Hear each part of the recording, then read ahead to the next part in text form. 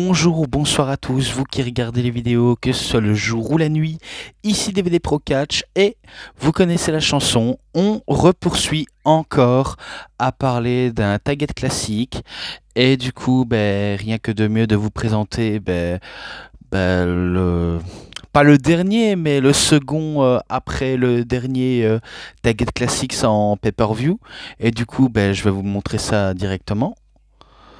Donc, c'est sur Rébellion 1999 ou 99, 1999, 1999. Mais, enfin bref, vous connaissez, je m'adresse bien sûr au public français et belge à la fois, et même aux Suisses. Et Insurrection 2000. Donc, je sais qu'il me manque encore un target classique sur les shows en Europe, notamment Capital Carnage, et j'en passe. Mais bon, il y en a qui m'en manquent pas mal, et pourtant j'avais dit que après cela je m'arrêterais peut-être, mais bon, rien n'est sûr et rien n'est encore certain. Et pour ceux qui demandent comment ça se fait, ça fait depuis quelques jours que je commence à sortir les vidéos comme cela. Pour la simple et bonne raison, c'est uniquement pour rattraper mon retard. Et du coup, pour ça, je décide de me bouger un petit peu le derrière et de faire ce qui est bon à faire. Donc voilà l'explication. Et d'ailleurs, je vais vous montrer les matchs. Donc si vous voulez faire pause, allez-y.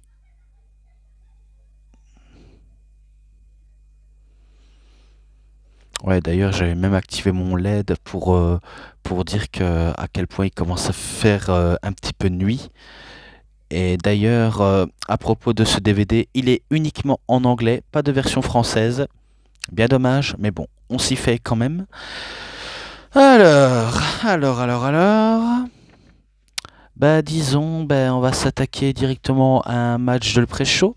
Et le match du pré-show, c'est Christian contre Crasholi. Rien d'autre à dire, ce n'est que c'est victoire de Christian.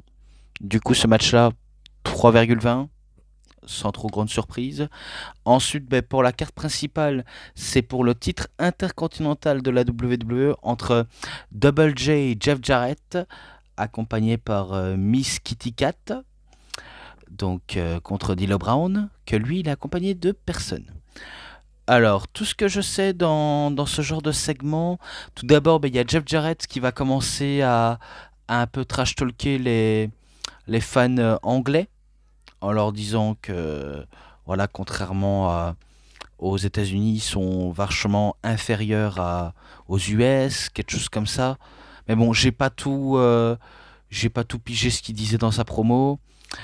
Selon auquel je pourrais retenir, c'est quand il a pris un fan et auquel il a un petit peu manqué de respect et qui voulait faire un figure four, leadlock, mais fut sauvé par Chyna, qui ne voulant pas accepter l'humiliation qui fait ça aux fans, décide de faire chasser Jeff Jarrett et pourtant il doit affronter D'Lo Brown.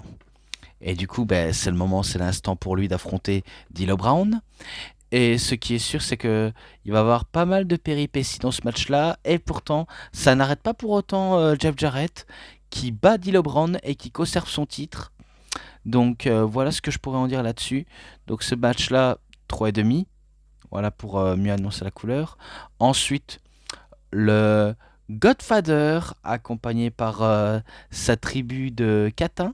Enfin, sa tribu de Catin, bref, sa troupée de filles auxquelles ce sont de véritables catins et que lui, en vrai, il joue le rôle d'un proxénète, un macro, un, un businessman du travailleur du sexe, quelque chose comme ça, contre Gangrel, qui est un vampire à la fois rock'n'roll, metal et tout simplement flippant. La preuve, lorsqu'il tire la gueule, on a l'impression que c'est vraiment un vrai vampire tellement qu'il fout les jetons. Pourtant, dans ce match-là, il n'y a pas trop grand-chose à dire si ce n'est que ce sera Godfather qui va battre Gangrel. Et par la suite, il va tout simplement célébrer avec le public et aussi une petite danse avec toutes ces bandes de filles. et auquel, ben voilà comment on pourrait s'arrêter ici, mais pourtant on a encore des matchs à poursuivre. Puis il y avait pas mal de segments, notamment un segment backstage ou dans le coulisses du président, auquel ben, il va y avoir une engueulade avec le British Bulldog, donc Davey Boy Smith, avec Vince McMahon et Shane McMahon, à tel point que ça va presque partir en vinaigre, même au moment où Bulldog s'empare d'une poubelle qui est même pas métallique, mais plutôt on va dire filet métallique, mais pas en version aluminium, eh ben va malencontreusement heurter Stephanie McMahon et auquel ben, on va entre autres l'emmener aux urgences. Mais bon, c'est un peu comme avec l'accident de Stone Cold. On sait que tout ça a été mis en œuvre pour l'histoire de faire écarter Stone Cold des écrans pour soigner une blessure. Donc c'est à peu près le même récit et auquel pas trop grand chose à en citer, si ce n'est qu'on a eu ce genre de segment et pourtant les matchs vont se poursuivre, notamment avec Val Venis contre Mark Henry. Donc oui, il y a un combat entre l'acteur X du catch et celui qu'on le faisait appeler The Sexual Chocolate, donc le chocolat sexuel. J'imagine que ça a un rapport avec sa couleur de peau, mais bon, je veux pas donner une mauvaise image, mais c'est un peu comme si on était en train de nous survendre entre deux gars qui, certes, qu'ils ont, disons, un style différent, une corpulence totalement différente, mais également aussi qu'ils ont à peu près un même penchant pour la jante féminine, pour des soirées de jambes en l'air. Selon leur personnage, hein, bien sûr. Hein. Je veux pas faire de sous-entendus ou de trucs assez malsains. J'en dis déjà assez beaucoup, merci. Pourtant, ce match-là, certes, il était pas mal. Je m'attendais à une victoire de Marc-Henry, mais ce sera tout simplement Val Venis qui va réussir à battre Mark Henry. Et je me dis, ok, je m'attendais pas à cela, mais victoire tant attendue. Et du coup, ce match-là, 3,40. Je poursuis encore avec match à 4 féminin. Et si je dis pas de bêtises, c'est pour oui, le titre féminin de la WWF. Donc Femme Fatale 4-Way. Ok, pas mal ce genre de jeu de mots. Donc on a bien sûr Ivory contre Jacqueline, contre Luna Vachon et contre Tori, qui est Terry Poche.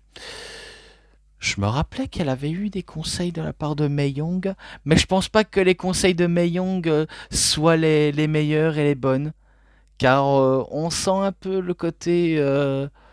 Bon, c'est vrai qu'à l'attitude Era, certes ça peut être cool, mais la plupart des segments auxquels c'était ultra gênant, non, ça c'est pas cool du tout. Voilà, c'est plus gênant qu'autre chose. Mais bon, dans ce match-là, bah, disons que c'était pas la révolution féminine, mais ils faisaient toutes de leur mieux pour divertir le public, même si c'est pour attirer le regard pervers du public majeur ou plutôt des jeunes adultes. Et pour le coup, bah, pas trop grand chose à dire, si ce n'est que c'est victoire d'Ivory et qu'elle, je sais même pas si elle était championne ou alors elle devienne nouvelle. J'en ai vraiment aucune idée pour le coup.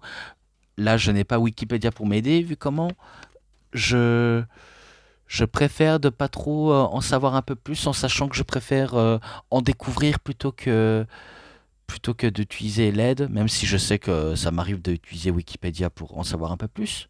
Mais bon, tout ce que je sais, ben, ce match-là, 3,20, tout simplement. Ensuite, Chris Jericho contre Road Dogg Jesse James, dans un match où il n'y a pas d'enjeu. Vraiment, c'est un match auquel ben, Jericho fait hyper le public Londres et auquel ben, il veut à tout prix prouver à quel point qui est le plus divertissant, le plus populaire entre Jesse James et Chris Jericho.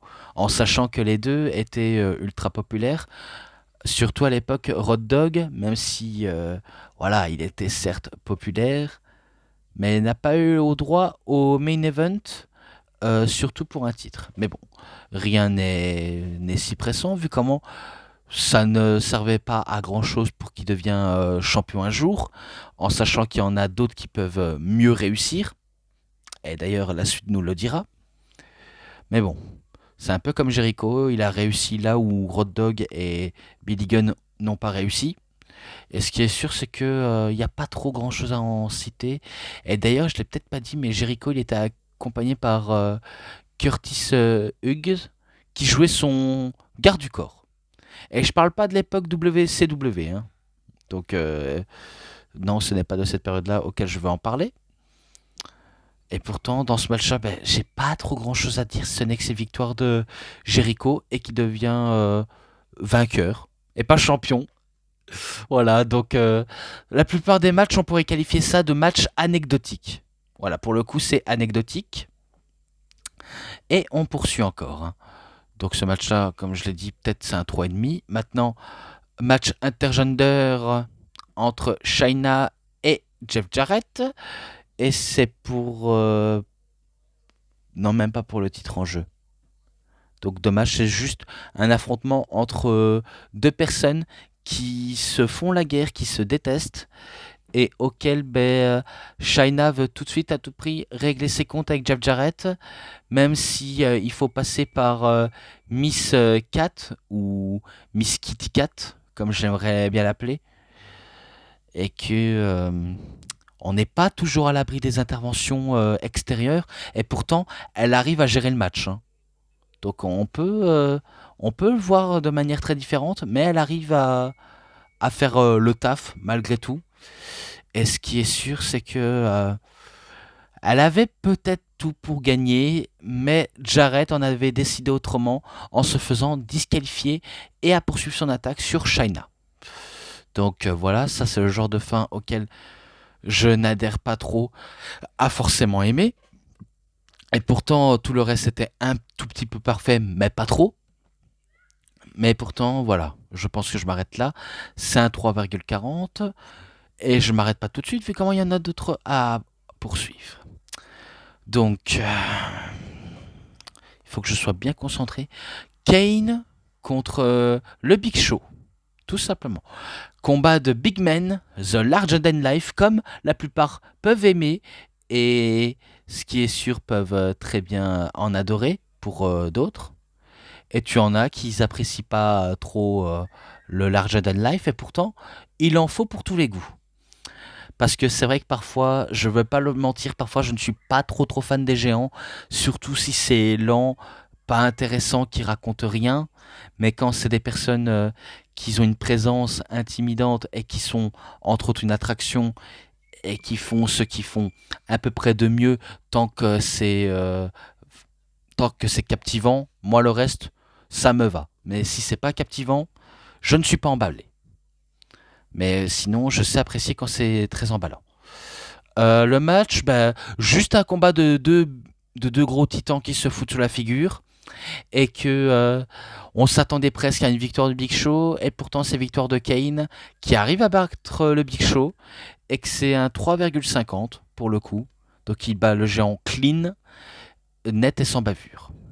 Donc voilà. Ensuite, le British Bulldog Davey Boy Smith contre X-Pac. Donc celui aux multiples blazes, The One to Three Kid, Six-Pack, Sean Waltman, bref, vous connaissez le pseudonyme de ce gars-là, et auquel, certes, on est chez Bulldog, et normalement, en temps réel, je ne vois pas comment on pourrait faire le Bulldog chez lui, même si les autres de l'histoire nous ont prouvé le contraire, avec un Shawn Michaels qu'il avait battu à One Night Only, avec d'autres passages de match auxquels il aurait peut-être perdu, mais ce ne sont pas des défaites très importantes. Comme la plupart des victoires, la plupart ne sont pas très importantes, hein. Et pourtant, c'est un bulldog totalement différent. C'est un bulldog qui catch uniquement en jean. Et du coup, c'est vrai qu'on se dit où est passé le bulldog très coloré avec qui brandit fièrement le drapeau anglais. On se pose que des questions. Et pourtant, ben, il reste tout de même le favori, l'enfant du pays, et qui bat tout simplement X-Pac avec, si je dis pas de bêtises, un running power slam. Et du coup, ce match-là, c'est un 3,5. Donc tout simplement, je pense que je poursuis encore avec Edge et Christian contre The Future APA, donc Acolyte Protection Assurance, donc les acolytes seulement, Bradshaw, qui sera plus tard John Bradshaw Layfield, Farouk, Ron Simmons, contre les cousins Oli, donc The Hardcore Boboli et Crash Oli, et auquel, ben, certes, c'est parti dans tous les sens entre les trois équipes, et que c'était pour le titre qui était en jeu. Non, non. Excusez-moi, je venais de voir, il n'y avait pas de titre en jeu. Ouais, parce que parfois je regarde ma feuille pour voir les affrontements, mais je vois pas ce qui se passe sur la pochette pour voir si c'est écrit ou pas. Non, là c'est un triple threat tag team à élimination. Et du coup, ben, je pourrais pas vous dire qui a éliminé qui en premier, mais tout ce que je sais, c'est que c'est Edge et Christian qui ressortent vainqueurs. Il n'y a pas d'autre à dire, hein, si ce n'est que c'est eux qui gagnent. Et auquel ce match-là, plutôt emballant, moi j'ai plutôt kiffé. Et auquel ben, il y a tellement trop de choses à dire que ce serait très long. Et auquel je préfère partir à l'essentiel. Donc ce match-là, 3,70, 70 pour ceux qui préfèrent. Et enfin, ben, le main event de Rebellion de 1999, c'est tout simplement un match en cage pour le titre de la WWE entre Triple H contre The Rock. Et auquel, ben, ce match-là, je sais qu'il est présent dans le coffret des best-of Steel Cage de la WWE, auquel j'avais déjà fait une review. Et auquel, de ce match-là, il était dingue. Le Rock, comme son d'habitude, il fait électriser le public. Triple H, pareil, à son habitude à l'époque, il provoquait déjà de la hit auprès des fans. Et pourtant, en le rendant très pertinent même. Donc il n'y a pas à dire, les deux, ils étaient à leur prime, malgré qu'ils s'aimaient pas trop tous les deux. Parce que oui, apparemment, en coulisses, ils s'aimaient pas vraiment beaucoup. Mais ça ne les empêchait pas de faire du bon travail entre les deux, d'avoir une bonne alchimie sur le ring. Et du coup, ben, pas mal de trucs qui se sont enchaînés, il n'y a pas à dire, c'est du top. Vraiment top. Je n'ai pas trop grand chose à en citer. Même si on va pas nier qu'il y avait intervention du Bulldog après un ref bump. Je pense qu'après que Triple H ou The Rock avait mis KO l'arbitre, il va y avoir intervention du Bulldog qui va s'en prendre tout simplement à The Rock, d'effectuer un running power slam et de donner la victoire à Triple H qui va doucement sortir de la cage et qui conserve son titre. Donc voilà comment on pourrait en tirer de ce main event et auquel c'est victoire de Triple H. Et par contre, sous le coup, j'avais pas fait exprès. Quand j'ai vu ça, je m'étais dit, mais attends, le match à 3 par équipe, je lui avais mis une note pareille.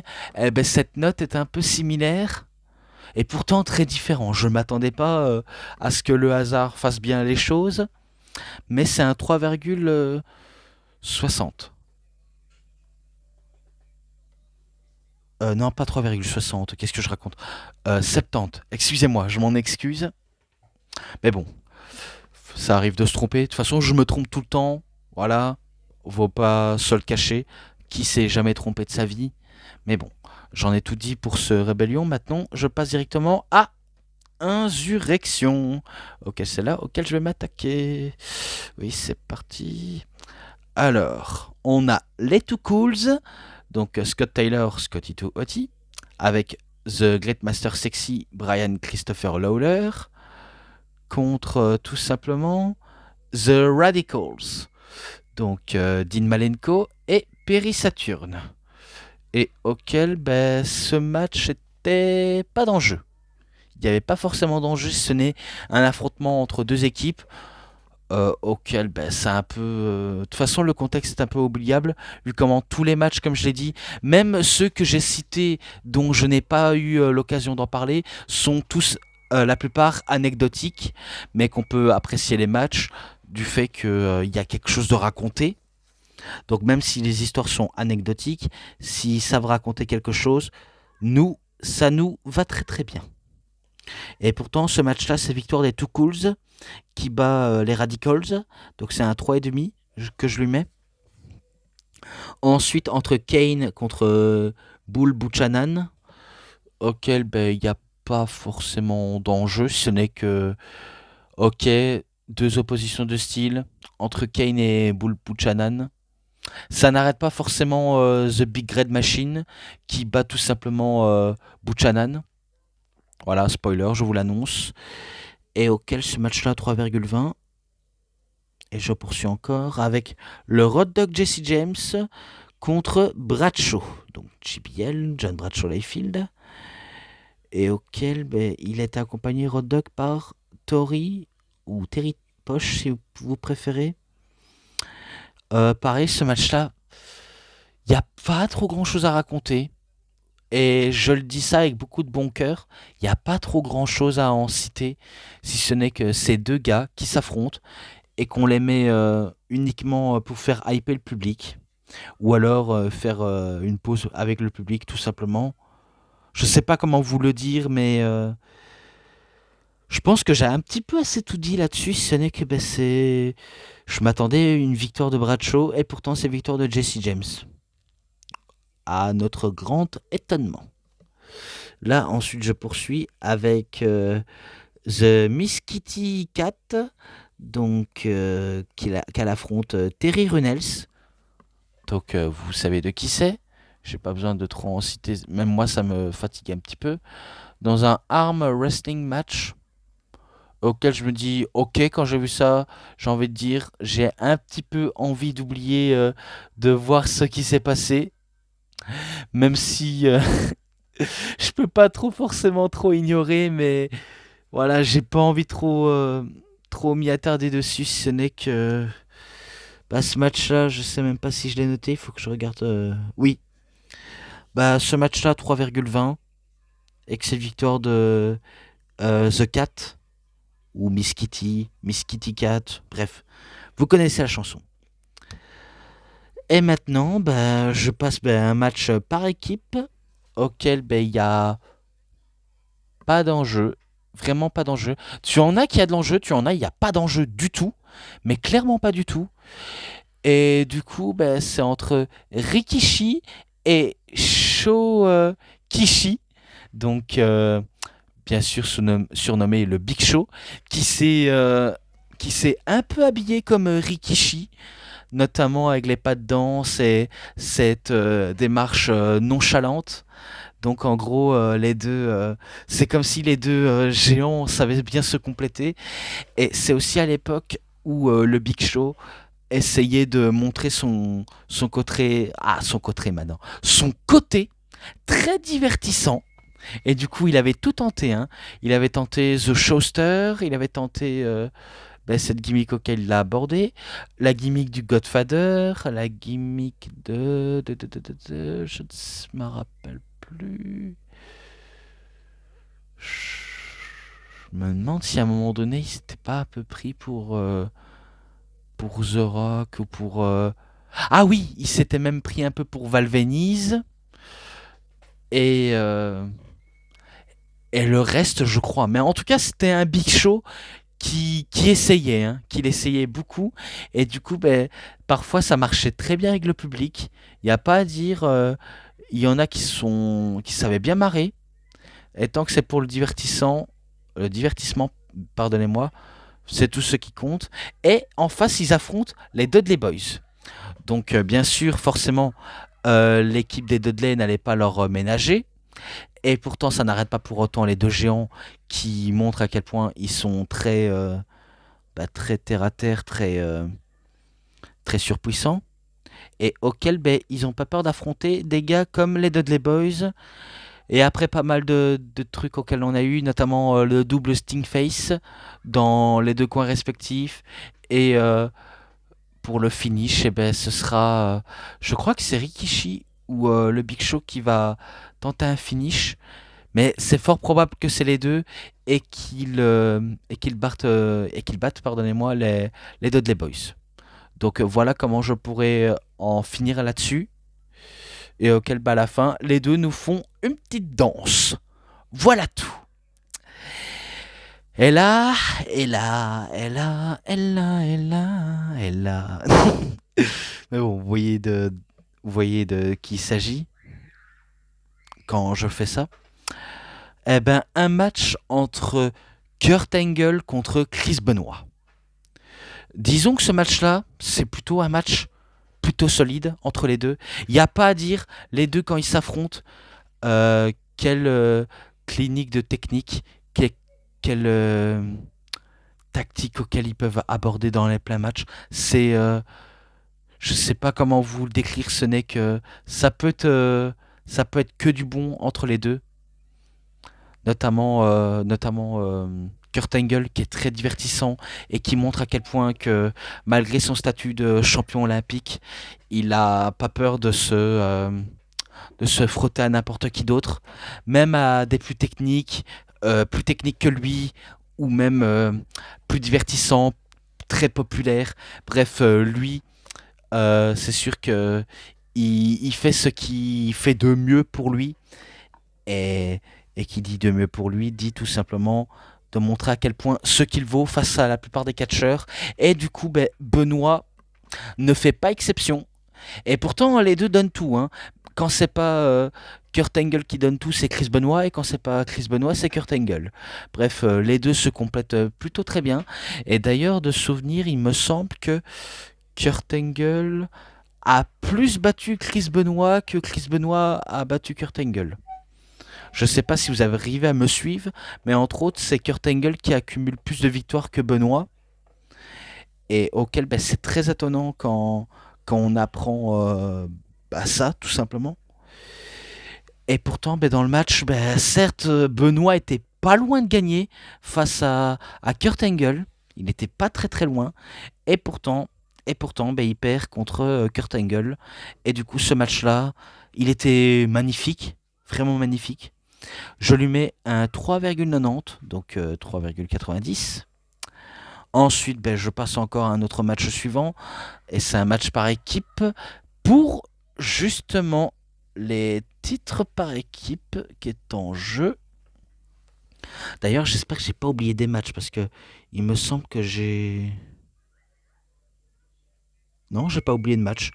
Ouf, j'ai cru que j'avais oublié d'autres matchs parce que quand j'ai vu ce qui est marqué ici et sur mon papier, je me suis dit merde, je crois que j'ai oublié un match, il faut peut-être que je corrige. Et ben là, non. Là, ça va apparemment.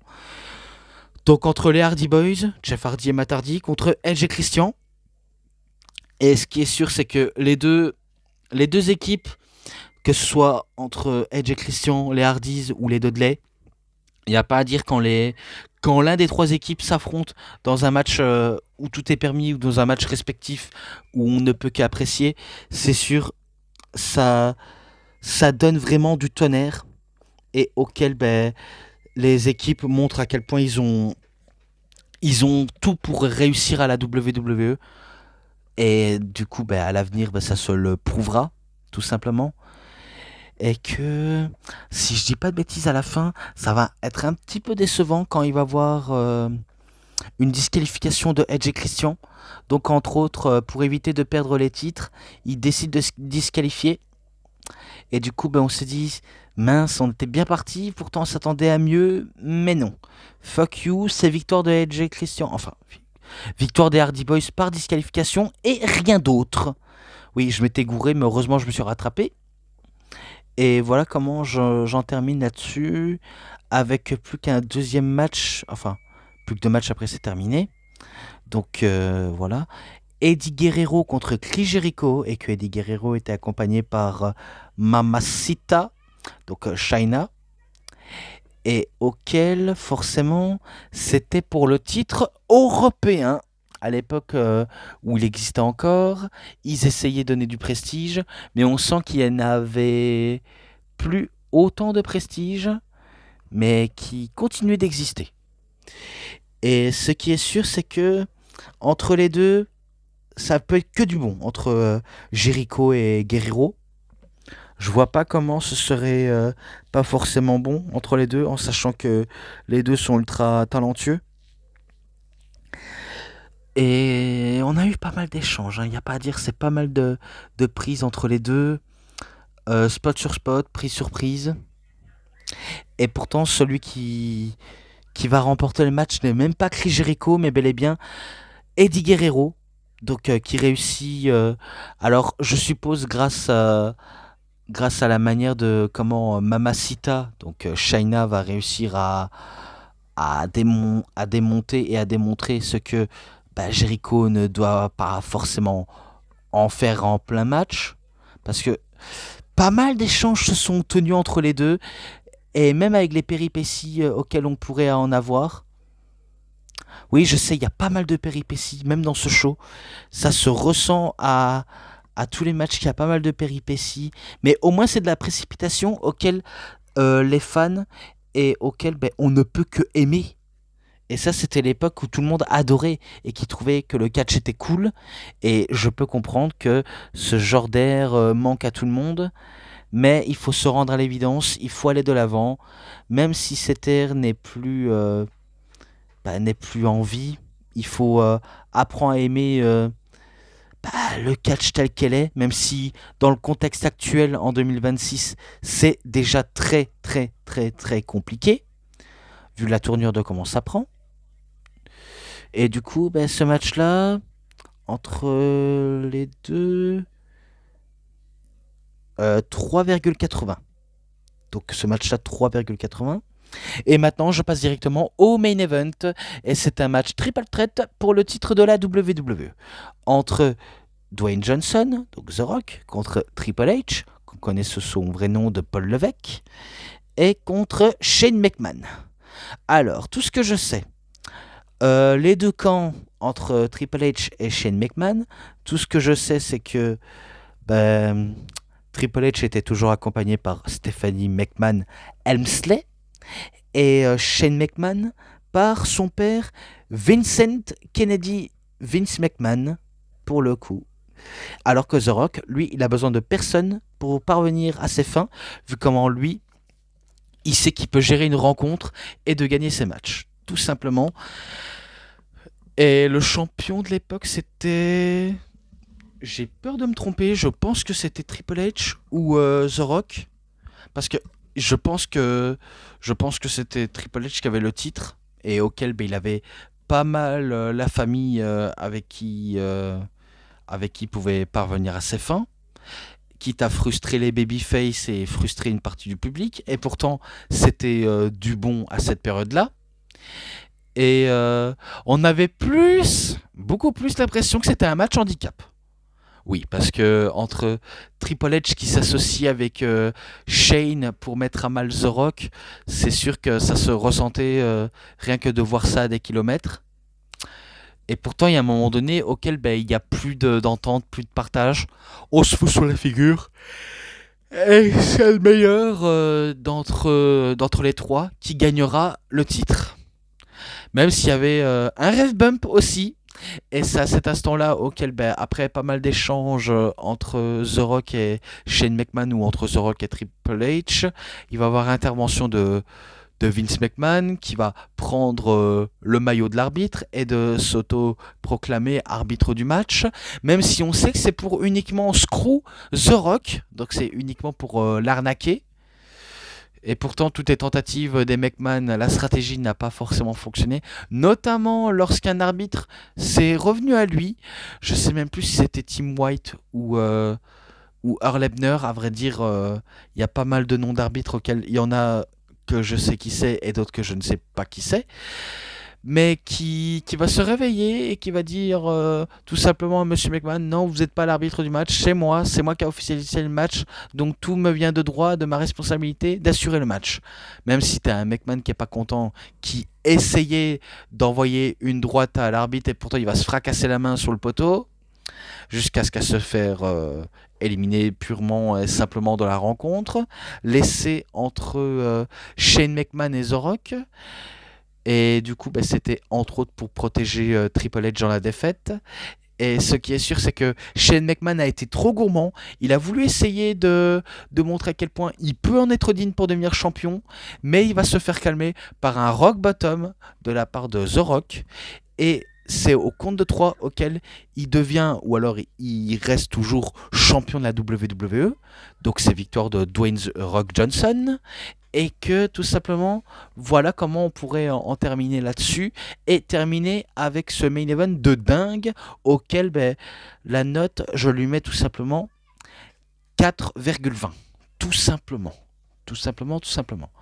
Et du coup, pour les matchs, les segments promo et l'ensemble, bah pareil, 4,20. Certes, c'est pas très innovant, mais il vaut mieux en faire ce qui il en valait de faire. Parce que j'ai pas trop de trucs à en dire et à en citer, si ce n'est que je peux mettre ce que je peux mettre sans trop prendre de prise de tête. Voilà tout. C'est tout pour cette vidéo de review. C'était DVD Pro Catch. J'espère que ça vous aura énormément bien plu. Et si vous avez aimé cette vidéo de review, vous savez ce qu'il vous reste à faire. Likez la vidéo, commentez, partagez. Abonnez-vous à ma chaîne et cliquez sur la petite cloche pour avoir plus des notifications et des prochaines vidéos. Et moi, comme d'habitude, je vous dis bonne journée, bonne soirée à tous. Au revoir tout le monde pour une prochaine vidéo. Au revoir, bye bye tout le monde. À plus, bref, vous avez compris. Bref, bye bye tout le monde et salut à tous, à toutes et à tous. Voilà tout.